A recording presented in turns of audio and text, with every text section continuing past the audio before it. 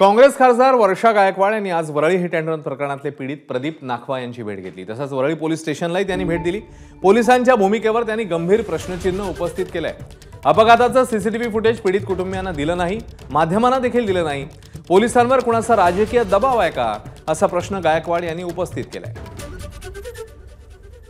म्हणणं आहे की हा जो पूर्ण प्रकार आहे हा हिट आणि रनचा प्रकार नसून हा मर्डर आहे असं आमचं त्या ठिकाणी म्हणणं आहे। आम्ही त्यांना सांगितलं की सीसीटीव्ही फुटेज जे आहे ते त्या लोकांना मिळालं पाहिजे। प्रदीप नाखवाजींचा त्याच्यावरती पूर्णपणे अधिकार आहे। दुर्दैवाने 3 दिवस ती व्यक्ती न भेटल्यामुळे आता त्यांनी सांगितलं की ते बारमध्ये गेले, जूमध्ये एका बारमध्ये त्यांनी जे आहे ते 18,000चं बिल करून मद्यप्राशन केलं, परंतु आता ते 3 दिवसानंतर पुन्हा भेटणार आहे का त्यांच्या रक्तामध्ये नमुने, हा सुद्धा आमचा त्यांच्यासाठी मूलभूत। त्यामुळे या सगळ्या प्रकरणाच्या जे आहे ते पूर्ण चौकशी होऊन त्यांच्याकडे 302चा गुन्हा व्हायला पाहिजे।